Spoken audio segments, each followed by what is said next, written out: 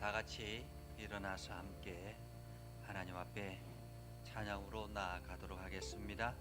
주의 보좌로 나아갈 때 어떻게 나가야 할까? 우리 마음을 다해서 찬양으로 하나님 앞에 올려드리겠습니다.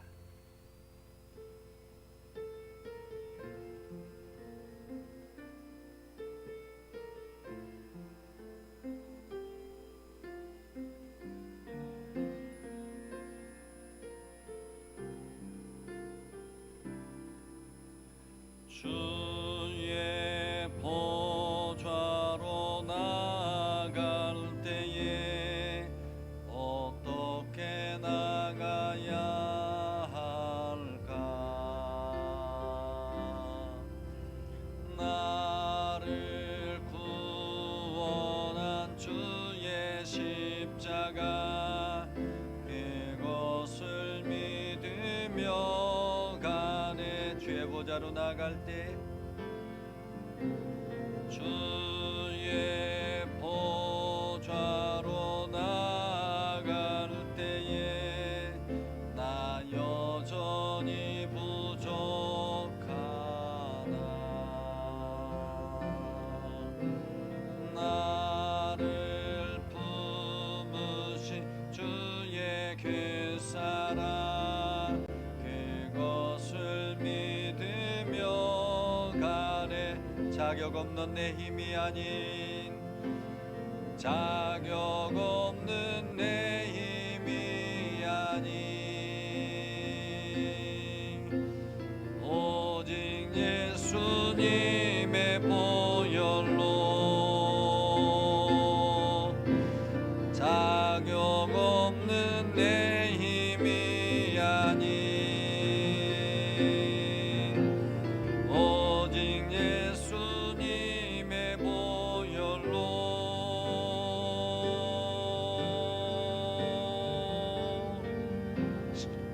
예 보혈 완전하신 사랑 힘입어 나갑니다. 십자가의 보혈 완전하신 사랑 힘입어 예배합니다. 나는 하나님을 예배하는 예배자입니다. 나는 하나님을 예배하는 예배자입니다. 내가 서 있는 곳 내가 서 있는 곳 어디서나 하나님을 예배합니다. 내 영혼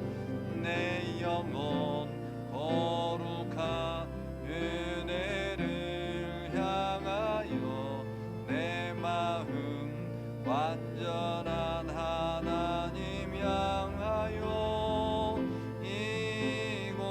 이곳에서 바로 이 시간 하나님을 예배합니다. 우리 목소리 높여서 나는 하나님을 예배하는 예배자입니다. 나는 하나님을 예배하는 예배자입니다. 아멘. 내가 서 있는 곳 어디서나 하나님을 예배합니다. 내 영혼 거룩한 은혜를 향하여 내 마음 완전한 하나님 향하여 이곳에서 바로 이 시간 하나님을 예배. 우리 다 같이 한 번 더 목소리 높여서 함께 전심으로 찬양합니다. 나는 하나님을 예배하는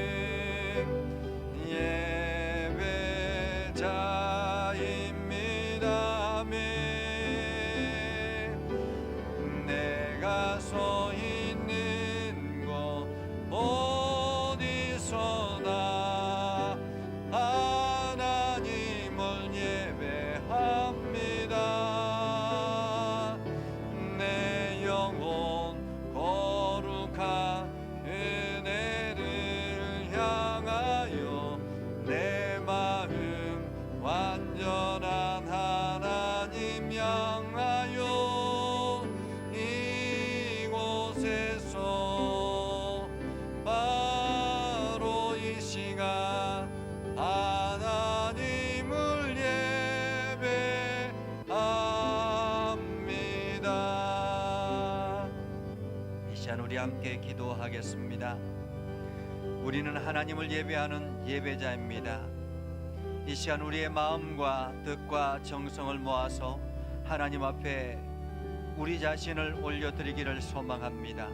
지난 날들의 죄악들은 이 시간 깨끗하게 지워지게 하시고 하나님의 거룩함으로 우리의 삶을 세우게 하여 주시옵소서.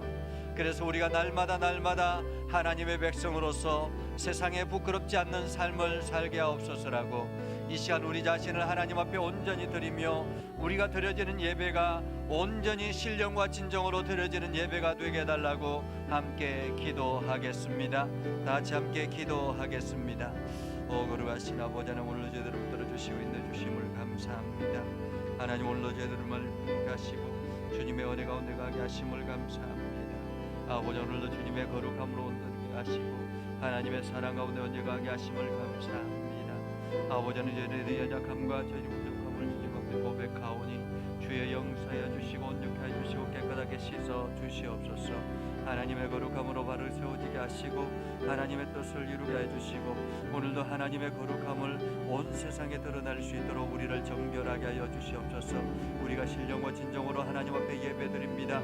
아버지 마음과 뜻과 정성을 다해서 예배를 드릴 때 하나님 우리의 예배를 받아주시고 온전케 하여 주시옵소서. 하나님 이렇게 하시고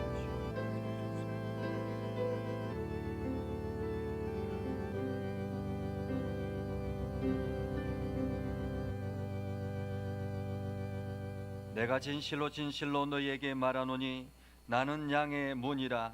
나보다 먼저 온 자는 다 절도요 강도니 양들이 듣지도 아니하였느니라.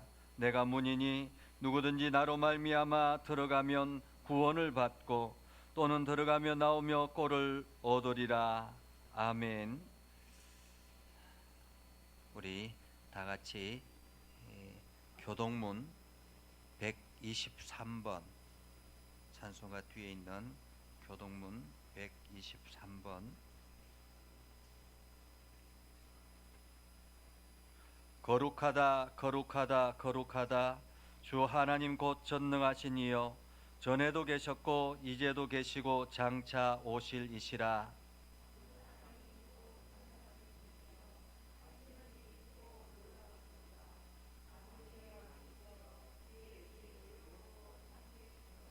주여 누가 주의 이름을 두려워하지 아니하며 영화롭게 하지 아니하오리까.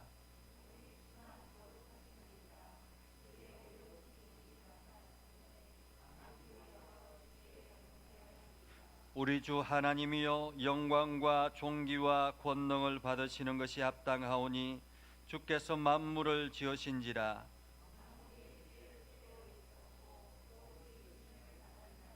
보좌에 앉으신 이와 어린 양에게 찬송과 존귀와 영광과 권능을 세세토록 돌릴지어다.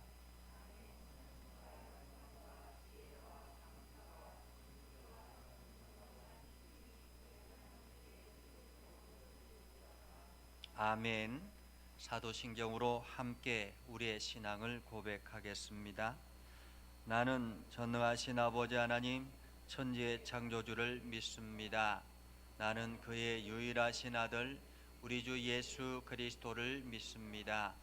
그는 성령으로 잉태되어 동정녀 마리아에게서 나시고 본디오 빌라도에게 고난을 받아 십자가에 못 박혀 죽으시고 장사된 지 사흘 만에 죽은 자 가운데서 다시 살아나셨으며 하늘에 오르시어 전능하신 아버지 하나님 우편에 앉아 계시다가 거기로부터 살아있는 자와 죽은 자를 심판하러 오십니다. 나는 성령을 믿으며 거룩한 공교회와 성도의 교제와 죄를 용서받는 것과 몸의 부활과 영생을 믿습니다. 아멘.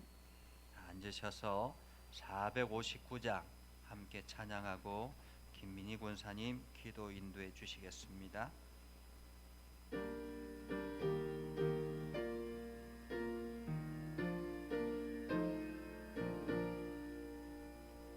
누가 주를 따라 섬기려는가 누가 죄를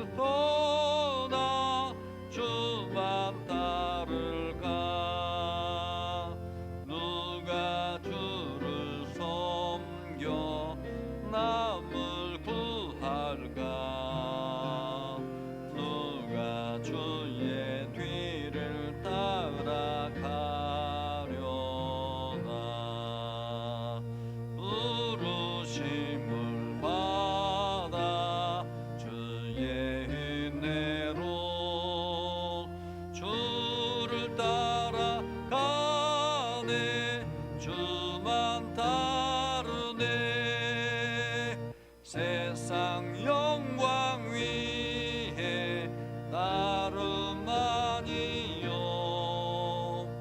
크신 사랑이 내 주만 따르고 주가 내려주신 은혜 힘입어 주의 뒤를 따라 힘써 일하네 부르심 불 받아 주의 은혜로 주를 따라가네 주만 따르네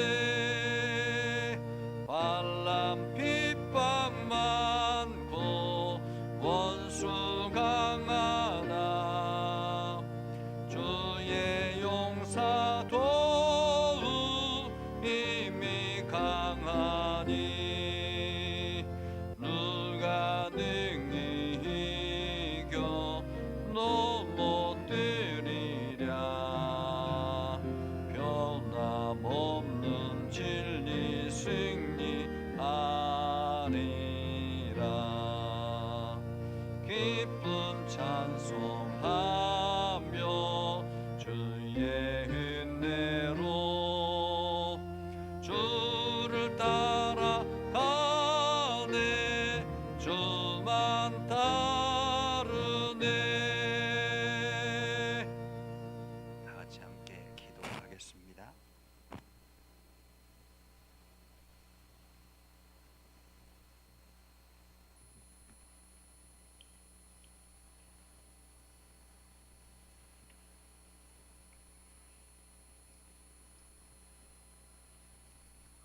전능하신 하나님 아버지, 온 세상을 주관하시며 크신 능력으로 우리를 구원하신 주님의 위대하심을 찬양합니다. 오직 주님만이 우리의 경배와 찬양을 받으시기에 합당하신 분이심을 이 시간 고백합니다. 이 시간 우리가 영과 진리로 예배하며 나아갈 때에 주님 홀로 영광 받으시옵소서. 사랑의 하나님, 우리는 참으로 어리석고 연약하여 세상에 속한 것들을 추구하기도 하고 또 금방 사라질 것들에 우리의 마음을 뺏길 때가 있었음을 고백합니다. 이 시간 주님의 거룩하신 손으로 우리의 눈과 우리의 영안을 열어주셔서 살아계신 하나님의 얼굴과 마음을 보게 하옵소서. 그래서 영원히 변하지 않는 주님의 말씀을 붙들며 살아가는 주님의 백성들 되게 하시옵소서. 주님, 힘겨운 이 시대를 살아가고 있는 저희들을 불쌍히 여겨 주시옵소서. 주님, 또 질병으로 고통받고 있는 우리 예전교회에 있는 형제 자매들을 고쳐주시고 저희들의 마음을 붙잡아 주시고 오직 주님만을 의지하게 하옵소서. 또 사업의 어려움으로 힘겨워하는 이들의 처지를 헤아려 주시옵소서. 여러 가지 해결되지 않는 문제로 인하여 애쓰는 자들의 삶도 주님의 강한 손으로 구원하여 주시기를 이 시간 간구합니다. 특별히 전 세계적으로 확산된 코로나19는 우리의 일상에 계속해서 많은 변화와 어려움을 가져다 주었습니다. 그러나 코로나19로 인하여 좌절하고 낙심하기보다는 이번 사태를 계기로 우리 자신을 돌아보며 주님께 더욱 가까이 나아갈 수 있기를 소망합니다. 이럴 때일수록 모든 그리스도인들이 더욱 마음을 합하여 굳센 믿음으로 기도하게 하시고 온 마음으로 주님을 예배하는 데 힘쓰는 이 땅의 교회가 되게 하옵소서. 주님의 몸된 교회가 찾으시는 저희들 되게 하시고 세상을 위하여 기도하는 중보자로서의 사명도 잘 감당할 수 있도록 도와주시옵소서. 이 시간 주님의 말씀을 대언하시는 목사님에게 성령의 두루마기를 펴주셔서 하나님의 말씀이 예배 중에 선포될 때에 온전하신 하나님의 뜻만 드러나는 시간 되게 하옵소서. 말씀의 씨앗이 우리의 심령에 떨어질 때에 풍성한 결실을 맺는 우리 모두의 삶이 되게 하옵소서. 해외에서 하나님 나라의 건설을 위해 삶을 바치고 헌신하는 선교사들의 삶을 지키시고 보호하여 주시옵소서. 특별히 그들의 모든 필요를 채워주셔서 주님을 증거하는 모든 상황들이 순조롭고 형통하게 진행되도록 역사하여 주시옵소서. 예배와 교회를 섬기는 예배위원들의 삶 속에서도 풍성한 은혜를 부어 주시옵소서. 모든 감사와 찬양과 영광을 돌려드리기에 우리를 끝까지 사랑하시는 예수 그리스도 이름으로 기도드립니다. 아멘.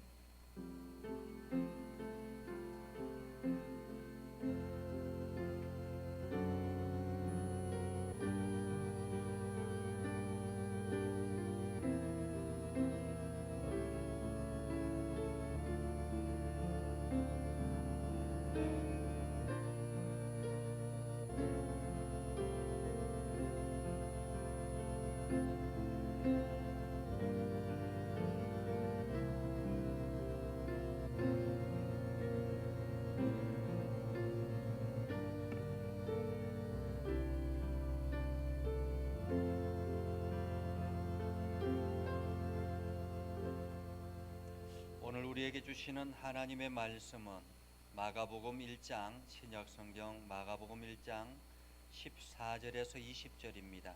이 말씀을 김영란 권사님 나오셔서 봉독할 때에 하나님의 음성으로 들을 수 있기를 바랍니다.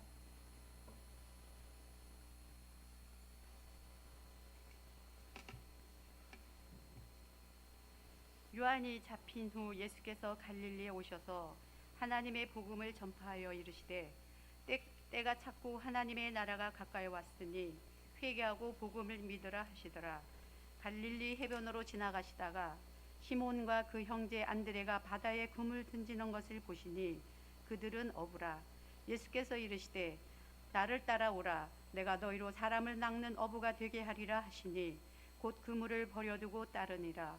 조금 더 가시다가 세베대의 아들 야고보와 그 형제 요한을 보시니 그들도 배에 있어 그물을 깁는데 곧 부르시니 그 아버지 세베대를 품꾼들과 함께 배에 버려두고 예수를 따라가니라.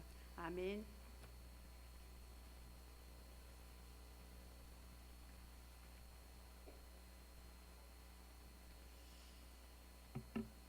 광고 말씀을 드리겠습니다. 지난주까지 2회에 걸쳐서 우리가 언택트 시대에 온라인으로 재직 수련회를 했습니다. 여러분들이 많이 그 온라인 안에 들어오셔서 함께 처음으로 그렇게 온라인 상에서 함께 재직 수련회를 하면서 재직이 해야 될 일들이 무엇인가 하는 것들을 함께 배우고 또 함께 고민하고 했던 시간이었습니다. 다들 좋은 시간이었다라고 말씀을 해주셔서 감사하고요. 오늘은 재직 헌신 예배입니다. 우리가 지난해부터 지지난해부터 해서 헌신 예배를 그냥 2부 예배 때 항상 드리기로 했기 때문에 그냥 오늘 재직 헌신 예배를 드리는데 지금 시대에 외부 강사를 초청하는 것은 어렵기 때문에 그냥 제가 설교를 하기로 하고 그냥 헌신 예배를 드립니다. 이따가 우리 모두 다 재직들이 서약하는 것 함께 할 수 있기를 바라고요. 혹시 기부금 영수증 필요하신 분들은 아직 저한테 알려주지 않으신 분들은 이름과 생년월일과 주소 그리고 지난 한 해 헌금했던 금액들을 대략적으로 알려주시면 제가 장로님께서 정리하신 그것들을 보면서 여러분들에게 기부금 영수증을 작성해 드리도록 하겠습니다. 온라인상에서 함께 예배하는 우리 곽순호 권사님, 김광식 장로님, 우리 두 분 김광식 장로님, 곽순호 권사님은 요즘 은혜가 충만해서 새벽 예배마다 제일 먼저 들어오셔서 댓글을 남겨주시고 오늘도 1부 예배 참석하시고 2부 예배 참석하시고 그래서 참 감사하고요. 한 주간도 말씀과 기도로 승리하게 하옵소서 하고 부족하지도 넘치지도 않는 삶에 은혜의 삶을 살기를 원합니다. 주님 믿음으로 행복하게 하옵소서 하고 댓글을 남겨주셨습니다. 그리고 우리 김경훈 안수 집사님도 함께 아멘 하고 대답해 주셔서 감사하고요. 다른 분들도 여전히 온라인상에서 댓글창에 남겨주시면 누가 들어왔는가 하는 것을 알 수 있을 것 같습니다. 남겨주시면 감사하겠습니다. 자, 우리 재직들 재직서약 이 시간 함께 하겠습니다. 우리 장로님이 나오셔서 마이크에 대고 하나 하면 여러분들이 다 같이 읽는 거예요. 앞에 화면에 있으니까. 자, 장로님이 재직서약하고 하나 하면 하나를 쭉 읽으시는 겁니다. 재직서약 하나. 우리는 하나님의 말씀에 기초한 장로의 정치, 권징, 조례, 예배, 모범을 따라 바른 신앙생활을 하며 교회의 치리에 순복한다. 하나. 우리는 주일 예배를 비롯한 모든 예배에 참석하기를 힘쓴다. 하나. 우리는 하나님께서 주신 소득의 11조를 구별하여 드린다. 하나. 우리는 신앙생활의 언행에 있어서 교회와 성도들에게 덕을 세우며 교회의 화평과 연합을 위해 최선을 다한다. 하나. 우리는 내게 맡겨진 직분과 사명의 분담에 대하여 솔선수범하여 모든 봉사와 헌신에 있어서 교회와 성도들 앞에 모범이 된다. 하나. 우리는 말씀과 기도에 전심을 다하고 전도에 힘쓴다. 하나. 우리는 하나님께서 목회자에게 주신 비전을 공유하여 교회를 섬기며 하나님 나라를 확장시키는 일에 충성을 다한다. 하나. 우리는 디모데전서 3장에 명시된 말씀을 진실히 준수하여 하나님과 주님의 교회 앞에 부끄럽지 않은 재직이 된다. 성직을 수행하는 마음으로 재직으로서의 직분을 감당하며 온 마음과 삶을 다하여 충성할 것을 서약합니다. 2021년 1월 24일 예전교회 재직 일동. 아멘. 여러분 모두 다가 올 한 해 이렇게 헌신하며 나아갈 수 있기를 주님의 이름으로 축복합니다. 이 시간 우리 박정수 권사님 나오셔서 하나님 앞에 찬양으로 영광을 돌리겠습니다.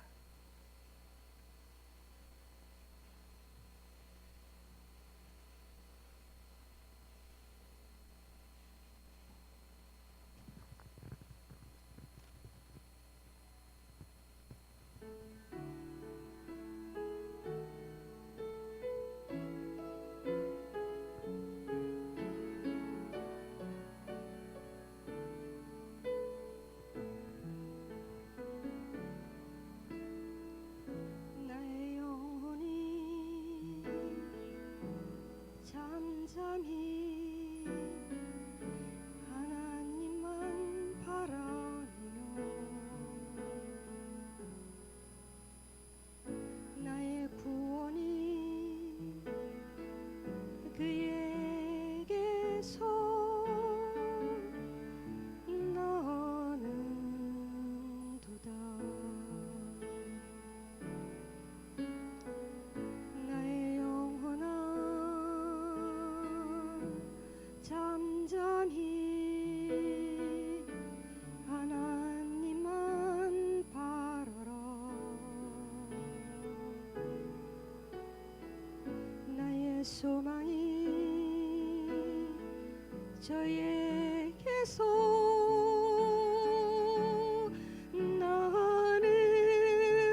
나는도다. 주만이 나의 반석, 나의 구원이시니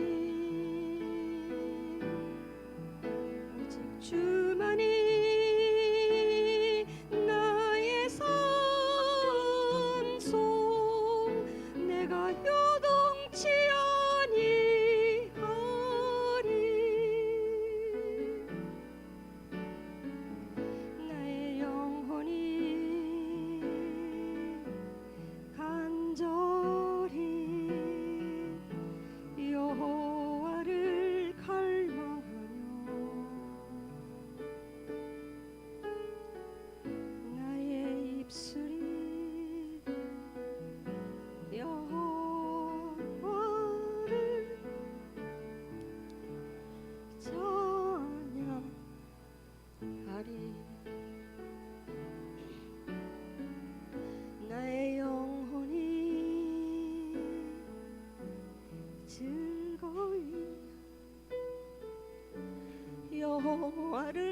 따름이니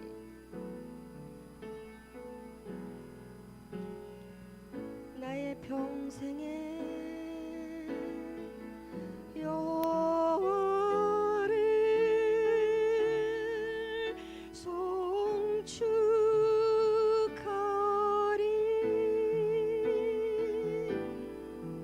오직 주만이 나의 반석 나의 구원이시니 오직 주만이 나의 산성 내가 요동치 아니하리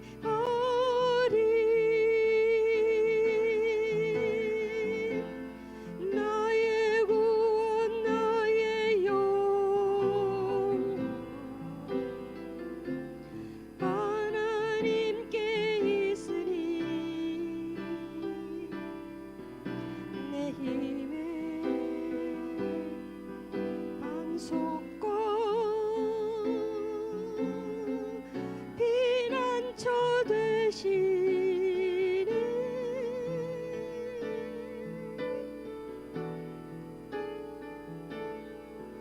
오직 주만이 나의 반석 나의 구원이시니 오직 주만이 나의 산성 내가 요동치 아니하리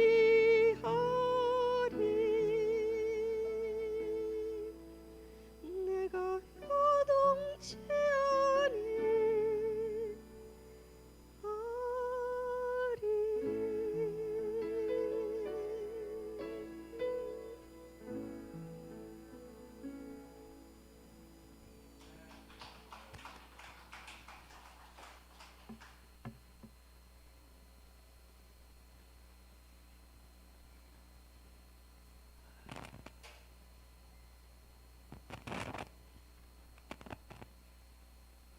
조금 전에 찬양의 가사처럼 우리의 영혼이 우리의 온 마음이 주님만 간절히 바라는 그러한 삶이 되었으면 좋겠습니다. 지난 주간에 늘 마음에 걸렸던 전기 공사를 제가 했습니다. 여러분들 뭐 별로 표시는 안 날 것 같은데요. 사실 이 앞에 우리 찬양 팀이 나와서 찬양을 하면 얼굴이 어두워 보여서 제가 인터넷으로 레일 2개를 전기 레일 처음 달아봤어요. 전기 레일 2개를 구매를 해서 이게 전등에 달고 거기에 이제 전구를 2개씩 해가지고 4개를 끼웠어요. 4개를 끼우니까 조금 환하게 조금 앞이 조금 환해졌습니다. 우리 권사님이 너무 이쪽으로 와서 좀 덜 환해졌을 것 같은데 가운데쯤 오면 조금만 이렇게 오면 약간 얼굴이 환하게 비칠 수 있을 것 같습니다. 이제 사다리를 가지고 막 세우고 이리저리 하면서 불이 올까 뭐 이런 걱정을 해가면서 달고 난 다음에 불을 탁 켰는데 불이 오더라고요. 기분이 너무너무 좋았습니다.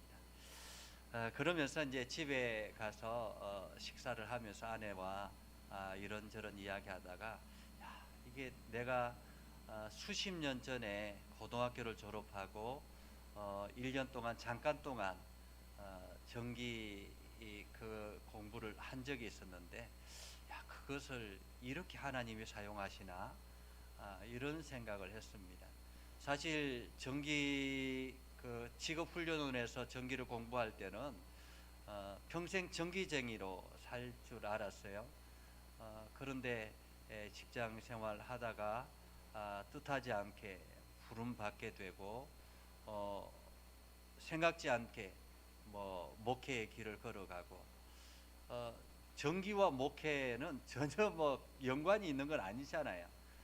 그렇게 쭉 잊어버리고 지금은 그때 자격증 땄던 것이 있었는지 없는지도 모르는 그런 상황이 되었는데, 지금에 와서 그냥 소소하게 전기 하나를 만질 수 있게 된 것, 참 이것도 하나님의 계획하심이 아닌가라는 생각을 해보면서 어떻게 수십 년 전에 이 일들을 내가 이런 교회를 담임하고 교회를 관리할 거라고 생각하고 하나님께서 그렇게 훈련시키셨나, 이런 생각을 해보면서 참 기가 막히다라는 생각을 해보았습니다. 우리나라를 살아가는 청춘들에게 아주 중요한 두 가지 관문이 있다면 그것은 하나, 대학 진학과 그리고 취업일 것입니다. 고등학교에서 대학을 진학할 때 자기의 가치를 높일 수 있는 기회이기 때문에 열심을 다해서 대학 진학을 위해서 목표를 가지고 공부를 하죠. 심지어는 부모들이 불법을 행해서라도 좋은 대학에 우리 자녀들을 진학시켜야 되겠다라는 그러한 생각을 가지고 많은 사람들이 그렇게 행하고 있어서 그것이 실제로 드러나가지고 사회에 무리가 되는 경우들도 우리는 종종 보기도 합니다. 아이들도 마찬가지지만은 또한 안정된 생활을 할 수 있는 그러한 기회라고 생각하기 때문에 최선을 다해서 대학 진학을 위해서 노력을 합니다. 그리고 난 다음에 대학 진학을 하고 나면 4년 동안 열심히 공부를 합니다. 열심히 공부를 하고 난 다음에 그 다음 관문이 바로 취업이라는 것이죠. 우리나라는 좀 특이해서 대학을 졸업함과 동시에 시작되는 취업의 문이 그렇게 오랜 기간 주어지진 않습니다.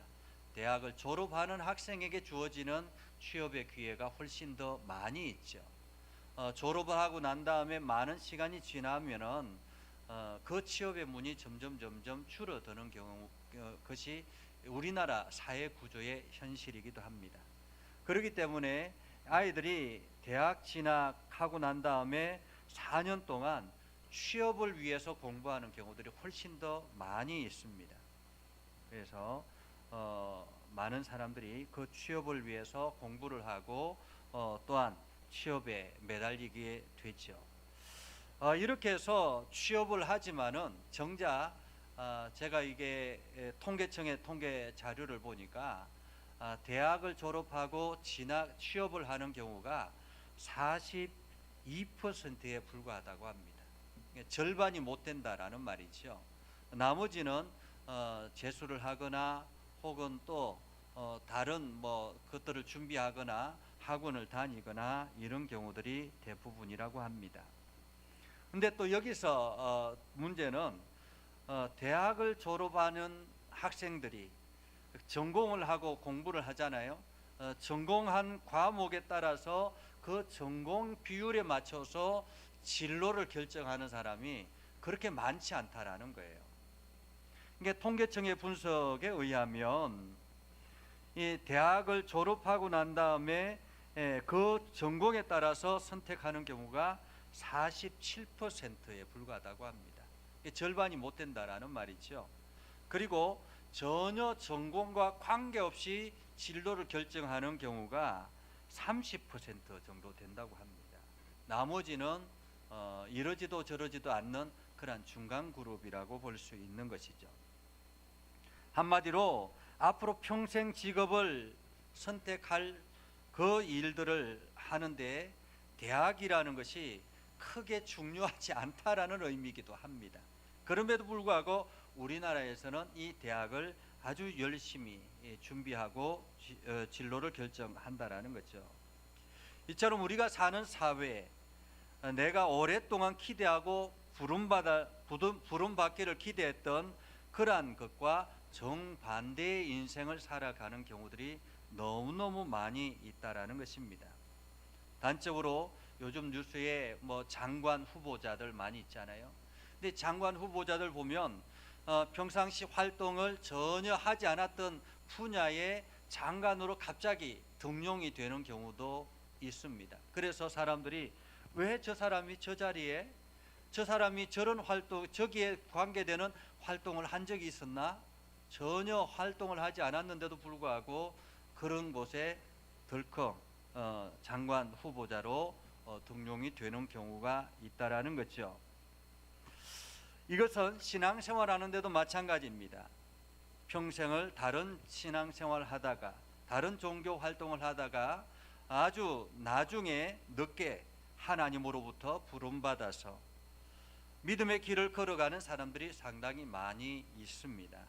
뒤늦게 하나님을 만난 후에 너무 늦게 내가 교회를 나왔구나 하는 후회감을 듣는 분들도 참 많이 있습니다.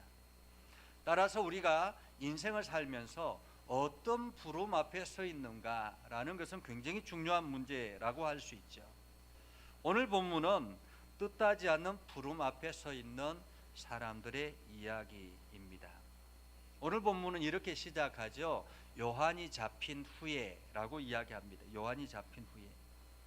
예수님의 본격적인 사역은 요한이 잡힌 후에 시작이 되었다라는 그런 의미이기도 합니다. 여기서 요한은 세례 요한을 말합니다. 먼저 그러면 예수님이 세례 요한이 잡히기 이전에는 무엇을 하셨을까? 먼저는 세례 요한에게 세례를 받으시고요. 그리고 광야에 이끌려서 40일 동안 금식을 하고 난 다음에 사단의 시험을 받죠. 그래서 사단의 시험 가운데서 결국에는 승리하게 되었습니다. 그리고 난 다음에 그것으로서 그 아무 일도 하지 않았던 때였습니다. 이때에 세례 요한은 어떠했냐면 예수님을 보고, 예수님이 세례를 받으러 오는 것을 보고는 야, 하나님의 어린 양이다 라고 그렇게 이야기를 했을 정도였습니다. 그리고 예수님을 바라보면서 나는 저분의 신들매를 풀기도 감당하지 못할 사람이다 라고 이야기하면서 나는 저분의 길을 예비하러 왔다 라고 이렇게 사람들에게 이야기를 했습니다. 그렇게 세례 요한이 예수님을 인정하고 유명한 세례 요한이 무명의 예수를 향해서 야, 나는 저분의 신들매를 풀기도 감당하지 못하겠다라고 하는 것은 굉장히 충격적인 말이었던 것이죠. 그런데 그때 요한이 유대 땅에서 분봉왕으로 있는 헤롯 왕이 자기 사촌 제수 씨와 불륜 관계를 맺게 되는 것을 보고 세례 요한이 지적하고 아주 단호하게 책망을 하는 그러한 일이 있었습니다. 그렇게 해서 왕을 책망을 했으니 이 세례 요한이 그만 체포되게 되죠. 체포되어서 감옥에 가두는 그런 일이 있었습니다. 세례 요한을 따르는, 갑자기 세례 요한이 감옥에 갇히고 세례 요한을 따르던 사람들은 어떻게 되었겠습니까? 그때 당시에 정부에서 그들을 체포하는 체포령 뭐 이런 것들이 있지 않았겠습니까? 추종 세력들이 있으니까, 그렇죠? 그러니까 세례 요한이 활동했던 유대 광야라든지 그리고 갈릴리 주변은 어쩌면은 비상계엄령이 내려졌다라고 볼 수도 있습니다. 세례 요한에 따르는 추종 세력들을 체포하는 일에 혈안이 되어 있었다라고 볼 수 있는 것이죠. 그러한 때에 예수님께서 갈릴리로 오셨다라는 것입니다. 한마디로 위험 지역에 예수님께서 갈릴리로 오셨다라는 말이지요. 저는 이렇게 생각했습니다. 예수님께서 조금 더 일찍이 등장했으면 어땠을까라는 생각을 해보았습니다. 사실 그렇지 않습니까? 그때 당시에 세례 요한은 굉장히 유명한 사람이었고 세례 요한이 예수님 앞에 세례를 주면서 세례를 줄 때 하늘에서 소리가 들렸습니다. 이는 사랑하는 내 아들이다 라고 말씀하시는 하나님의 소리가 들렸거든요. 예수님을 보면서. 그러니까 수많은 사람들이 야, 예수가 그때 당시에 메시아로 등장했으면 굉장히 힘 있는, 능력 있는 일들을 했을 수 있을 텐데, 그리고 세례 요한이 이분은 바로 하나님의 아들 메시아입니다. 우리가 기다리는 메시아입니다. 이렇게 증언했으면 아주 화려하게 메시아로서 등장할 수 있었을 텐데 이런 생각을 해보았습니다. 그럼에도 불구하고 예수님은 그때는 아무 일도 하지 않고 그냥 오히려 광야에서 사단의 시험을 받고 광야에서 40일 동안 금식하고 그냥 그렇게 시간을 보냈던 것이죠. 그러다가 세례 요한이 잡히자마자 예수님께서 갈릴리로 오셔서 이제 본격적인 사역을 시작하게 됐다라는 말입니다. 한마디로 지금으로 말하면 갈릴리에서 메시아 취임식을 했다 이런 뜻입니다. 메시아 취임식을. 우리 얼마 전에 미국의 대통령이 취임하는 장면을 뉴스를 통해서 보았습니다. 미국의 바이든 대통령이 예전에 없던 미국의 연방의회 계단에서 취임식을 했죠. 이유는 얼마 전에 있었던 폭동이 있었던 그 장소에서 취임식을 하면서 나는 앞으로 대통합의 미국 대통령이 되겠습니다. 그래서 당신들의 분열되어졌던 마음들을 하나로 치유하는 그러한 대통령이 되겠습니다. 이런 의미로 연방의회 그 계단 위에서 취임식을 했거든요. 이와 마찬가지로 예수님께서 갈릴리에서 메시아 사역을 시작했다라는 것은 나는 이 갈릴리 지역에 있는 갇힌 자, 약한 자, 가난한 자, 병든 자 그들뿐만 아니라 온 세상에 있는 이러한 연약한 자들을 구원하러 오셨다라는 무언의 메시지라고 말할 수 있습니다. 그래서 예수님은 갈릴리에서 메시아 취임식을 하게 되었던 것이죠. 예수님께서 메시아 취임식을 마치고 난 다음에 갈릴리 해변을 걷기 시작했습니다. 갈릴리 해변을 걷고 있다가 마침 그곳에서 고기를 잡고 있는 두 형제를 만나게 됐죠. 한 사람은 베드로, 한 사람은 안드레. 이들 형제가 배를 가지고 갈릴리 그 호수에서 고기를 잡고 있었습니다. 베드로와 안드레 형제를 만났을 때 그때 당시에 이들은 아주 어릴 때부터 갈릴리 해변에서 살았기 때문에 천상 어부였습니다. 고기 잡는 어부. 그런데 예수님께서 갑자기 그들에게 다가가서 나를 따라오너라. 나는 내가 너희로 사람을 낚는 어부가 되게 하리라 라고 말씀하셨습니다. 나를 따라오너라. 내가 너희로 사람을 낚는 어부가 되게 하리라. 여러분 한번 생각해 보십시오. 여러분들이 평생을 가꾸어서 일하는 일터가 있다라고 생각해 보십시오. 그런데 예수님이 갑자기 어느 날 어떤 사람이 갑자기 등장해서 야, 날 따라와. 내가 너희를 사람을 낚는 어부가 되게 하겠다. 이렇게 이야기를 하면 쉽게 그 일에 따라갈 수 있겠습니까? 얼마나 황당했을까요? 그럼에도 불구하고 성경은 이 두 형제가 두말하지 않고 곧바로 예수님을 따랐다라고 이야기합니다. 참 믿음은 이런 것 같아요. 갑자기 우리 안에 훅 들어오는 게 믿음인 것 같아요. 그냥 예전에는 내가 전혀 거기에는 관계없는 일이었었는데 어느 날 하나님의 메시지가 나한테 들려와서 누군가를 통해서 하나님에 대한 메시지를 전해주면 그 메시지가 내 마음속에 믿어지는 것, 이것이 기적의 역사고 믿음의 역사라는 것입니다. 오늘 베드로와 안드레는 그러한 역사를 경험하게 되었던 것이죠.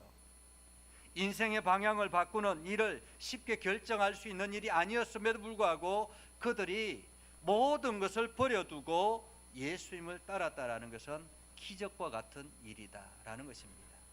어쩌면 여러분들이 이 자리에 있는 것, 그것도 기적과 같은 일 중에 하나라고 말할 수가 있습니다. 그렇게 해서 베드로와 안드레를 부르고 난 다음에 예수님께서 조금 더 길을 걸어가셨습니다. 바닷가를 걸어가셨죠. 그리고는 저기 앞에서 또 두 명의 청년이 열심히 거물을 씻는 것을 보았습니다. 그런데 여기는 이 청년은, 두 명의 청년은 조금 더 상황이 다릅니다. 아버지와 품꾼들이 함께 열심히 그물을 씻고 있었다라는 말이죠. 관리하고 있었다라는 말입니다. 아버지와 품꾼들이 함께 있었다라는 것은 그 배는 베드로와 안드레가 가지고 있는 배보다 훨씬 더 컸다라는 의미이기도 합니다. 그리고 훨씬 더 일꾼들이 있었다라는 것은 그만큼 바쁘다라는 그런 의미이기도 하죠. 그런데 이들에게도 동일하게 나를 따라오너라 내가 너희로 사람을 낚는 어부가 되게 하리라 라고 말씀하셨습니다. 특별히 다른 말씀을 하신 것도 아니고 무언가를 설명한 것도 아니고 나를 따라오너라 너희로 사람을 낚는 어부가 되게 하리라 라고 말씀하셨습니다. 사람을 낚는 어부가 되게 하리라. 그러자 그 두 형제도 베드로와 안드레처럼 야고보와 요한도 마찬가지로 그냥 아버지와 일꾼들을 버려두고 그냥 예수님을 따랐다라고 이야기를 합니다. 아버지와 품꾼들을 버려두고, 여기서 버려두고라고 성경은 말하고 있습니다. 버려두고라는 말은 어쩌면 아버지가 그냥 가만히 있지는 않았겠죠. 그렇죠? 이 둘이가 갑자기 일하다가 그냥 예수님 따라간다고 하니까 얼마나 붙잡았겠습니까? 뭐 때로는 화도 내기도 했겠죠. 그러나 그 모든 것을 다 뿌리치고라는 말입니다. 뿌리치고. 우리가 예수님을 믿는다는 것은 예수님의 제자가 된다라는 뜻입니다.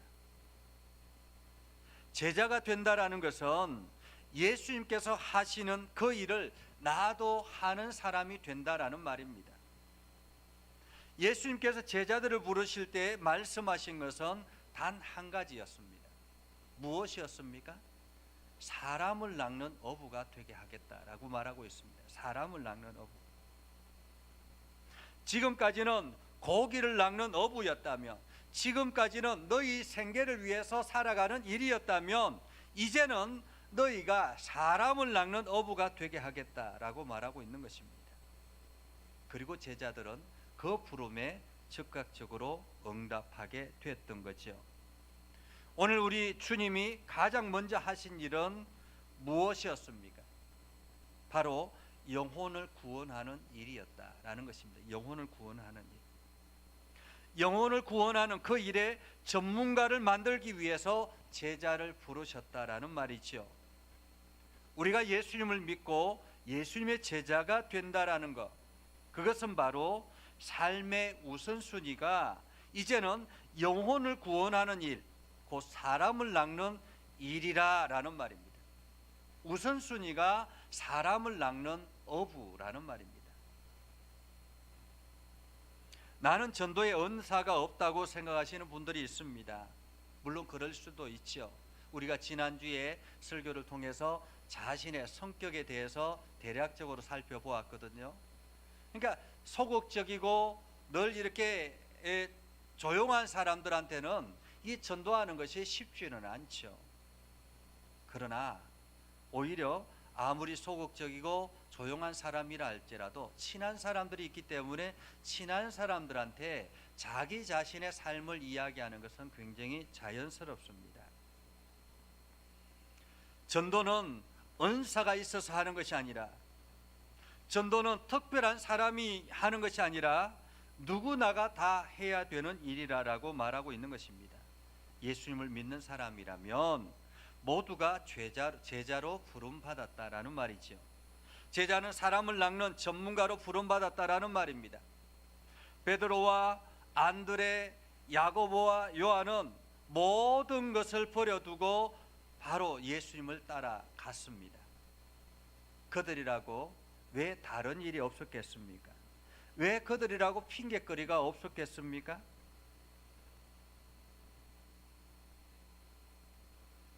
그들이 할 일이 없어서 예수님을 따랐다고 생각하십니까? 어쩌면 그들에게 더 절박한, 우리보다 더 절박한 생계의 문제가 있었습니다. 그러나 그것보다 더 중요한 것을 발견했기 때문에 덜 중요한 것을 내버려 두고 더 중요한 것을 따랐다라는 말이기도 하죠. 우리는 늘 우선순위라는 말을 자주 합니다. 여러분의 우선순위는 무엇입니까? 그리고 여러분은 예수님이 말씀하시는 사람을 낚는 어부가 되기로 부름 받으셨습니까? 예수님께서 말씀하셨죠. 예수님께서 먼저 그의 나라와 그의 의를 구하라. 그리하면 이 모든 것을 너희에게 주시리라 라고 말씀하셨습니다. 이 말씀은 그의 나라와 그의 의가 우선순위라는 말입니다. 1순위라는 말이지요. 그러면 1순위를 우리가 위에서 달려가면 그 다음에 이 모든 것이라고 말씀하는데 이 모든 것은 무엇이겠습니까? 우리 생계에 대한 문제입니다. 이 모든 것을 무엇이라고 말씀하셨습니까? 너희에게 주시리라라고 말씀하셨습니다. 우리의 생계의 문제를 주시는 분은 하나님이시다라는 말이죠. 우리가 하나님의 나라, 하나님의 의를 향해서 달려가면 이 모든 것을 너희에게 주시리라라고 말씀하셨습니다.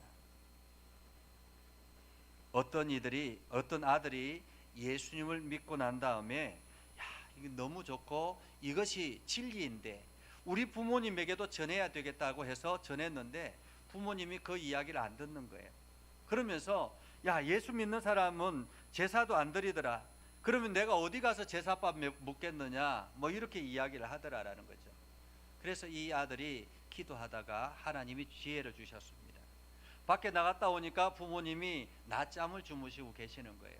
그래서 이 아들이 부모님이 좋아하는 아주 맛있는 국수를 삶아서 비빔국수를 만들어 가지고 탁 이렇게 머리맡에 놔두었습니다.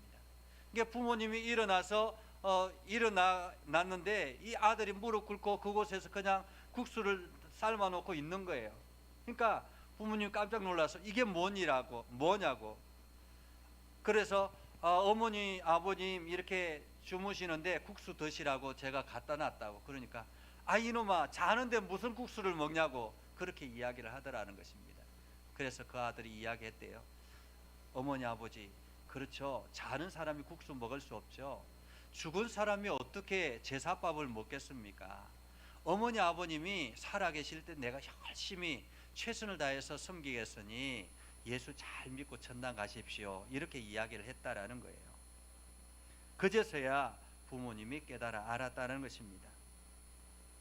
낚시를 생계로 삼는 어부는 낚시하는데 핑계를 댈 수가 없습니다. 날씨가 조금 안 좋아도 그물이 조금 낡아도 늘 바다에 배를 띄우게 되는 것이죠. 나가지 않으면 생계를 유지할 수 없기 때문에 그렇습니다. 제 누님이 포항의 영덕에서 대게잡이를 합니다. 매형이 물론 대게잡이를 하는데요. 영덕 금성호 하면 이게 인터넷 치면 주소가 뜨기도 해요. 유명한 집이죠. 그런데 12월부터 3월까지 정도가 대게잡이를 해요. 그러니까 4월 되면 게잡이가 거의 마무리될 점이라고 그렇게 이야기를 합니다. 그러니까 기간이 얼마 되지 않기 때문에 웬만하면 매일같이 배를 이렇게 띄워서 가려고 합니다. 전날 사람들하고 만나서 늦게 밤을 자고 늦게까지 놀았다 할지라도 새벽이 되면 어김없이 배를 띄우는 거예요. 왜냐하면 띄우지 않으면 그 게잡이를 할 수가 없기 때문에, 기간이 정해져 있기 때문에 그런 것입니다. 핑계를 댈 수 없다라는 거죠. 하나 예수님께서 우리를 부르신 것은 사람을 낚는 어부가 되도록 부르셨습니다. 우리가 열심을 다해서 하나님의 어부의 일을 하면 하나님은 우리의 생계의 일을 책임지시겠다라는 그런 의미이기도 합니다.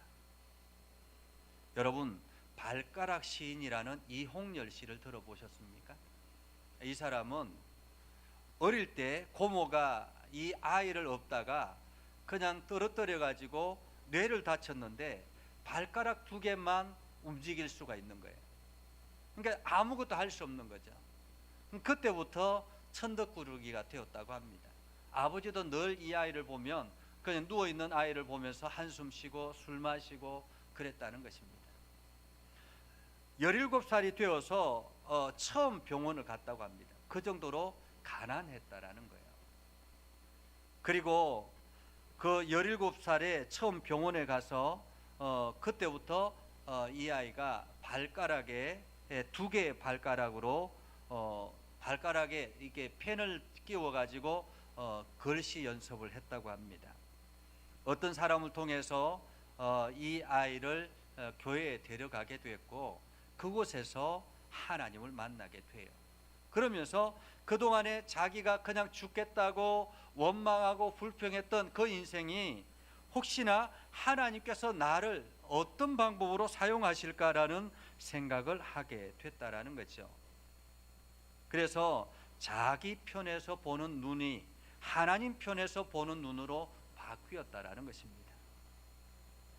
그리고 난 다음에 열심히 노력하다 보니까 건강하게 조금씩 회복되게 되었고 화장실에서 자기의 용변 보는 것도 어느덧 하게 되었고 그리고 52살이 되어서 장가를 갔다고 합니다.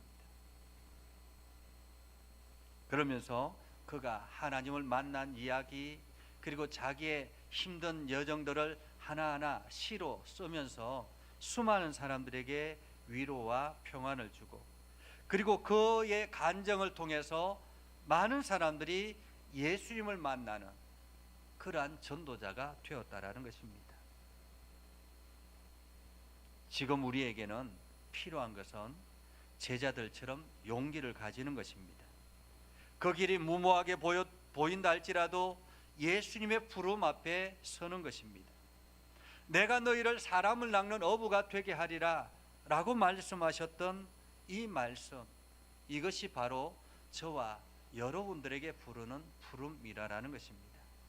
너희는 바로 여러분을 말하고 있는 것이죠. 여러분 모두 다가 오늘 이 제자들의 부름의 주인공이라는 사실을 기억하시면서 오늘도 여러분들이 제자들처럼 그 부름에 즉각 응답하는 여러분 모두가 될 수 있기를 주님의 이름으로 축복합니다. 기도하겠습니다. 거룩하신 아버지 하나님, 은혜를 감사합니다.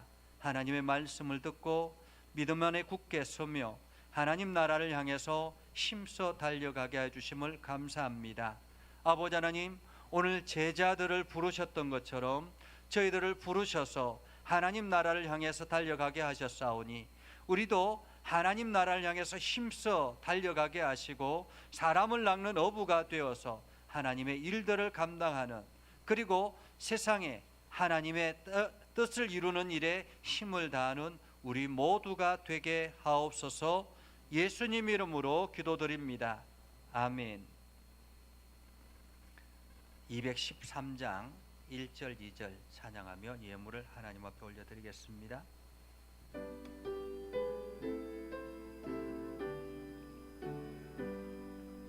나의 생명 드리니 주여 받아 주셔서 세상 살아갈 동안 찬송하게 하소서. 손과 발을 드리니 주여 받아 주셔서 주의 일을 위하여 민첩하게 하소서.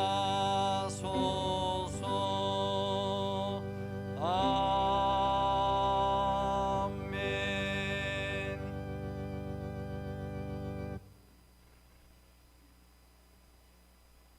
기도하겠습니다.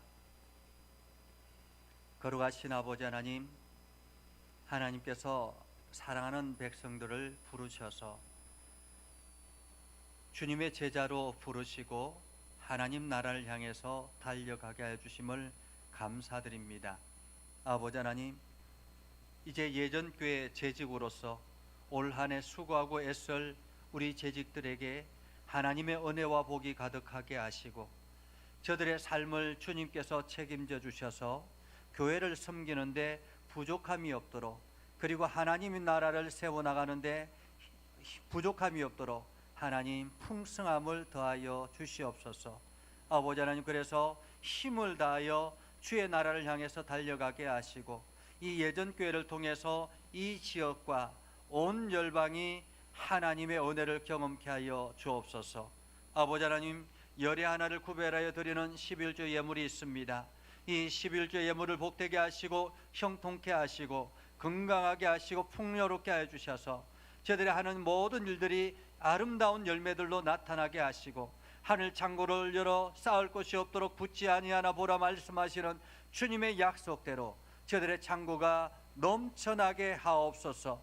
아버지 하나님, 또한 감사 예물을 드리는 이들이 있습니다. 아버지 하나님의 은혜를 감사하고 하나님 앞에 기도함으로 응답받을 것을 기대하며 감사하는 이들을 기억하여 주시고 저들의 감사가 넘쳐나게 하시고 날마다 행복하며 건강하게 나아갈 수 있도록 하나님 인도하여 주옵소서. 그러고 하신 아버지 하나님, 또한 하나님의 교회 하나님의 뜻을 이루기 위해서 선교 예물과 전도 예물과 차량 헌금과 각종 예물들이 있습니다. 아버지는 이 모든 예물들을 복되게 하시고 아름답게 하여 주셔서 주의 나라 주의 뜻을 온전히 이루어 나갈 수 있도록 하나님 은혜를 다하여 주시옵소서. 그러고 하신 아버지 하나님, 간절히 원합니다. 일천번제로 하나님 앞에 소원하는 이들을 기억하여 주시고 저들의 가정과 저들이 하는 모든 일들이 형통하며 주의 은혜 안에 거할 수 있도록 하나님 인도하여 주옵소서. 아버지 하나님, 주정예물로 하나님 앞에 드리오니 아버지 주정예물을 통해서 일용할 양식을 공급하여 주시되 넘치게 하여 주시고 하나님의 은혜와 복이 가득하게 하여 주옵소서. 오늘도 주님의 나라 주의 뜻을 이루기 위해서 힘써 다하는 모든 믿음의 백성들을 복되게 하시고 아름답게 세워주시고 이 예물이 쓰이는 곳곳마다 하늘의 기적이 나타나게 하옵소서. 예수님의 이름으로 기도드리옵나이다. 아멘.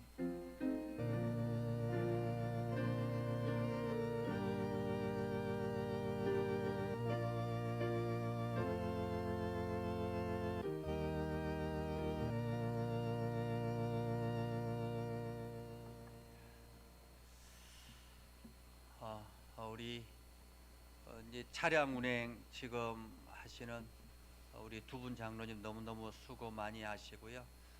우리 오전 그 예배 전에는 정현호 장로님이 차량 운행해 주시고 또 예배 마치고는 정병무 장로님이 차량 운행해 주시는데 아무튼 감사하고 지금 우리가 위기 상황이기도 하고 어려운 상황임에 또 불구하고 여러분 모두 다가 헌신해 주셔서 참으로 감사합니다.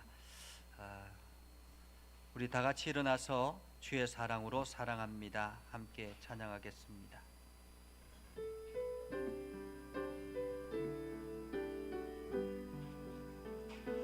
주의 사랑으로 사랑합니다. 주의 사랑으로 사랑합니다. 형제 아래에서 주의 영광을 보내 주의 사랑으로 사랑합니다. 위탁의 말씀을 드립니다. 성령의 능력을 힘입어 예수 그리스도의 군병과 종으로 봉사와 선교의 사명을 다하기 위하여 세계 속으로 나아갈지어다. 축복합니다. 이제는 우리 구주 예수 그리스도의 은혜와 하나님 아버지 극진하신 사랑과 성령님의 감화 감동 역사 위로 교통하심의 은혜가 오늘도 주의 말씀 안에 있는 모든 믿음의 백성들 위해 하는 모든 일들 위해 영원토록 함께 하옵시기를 간절히 축원하옵나이다. 아멘.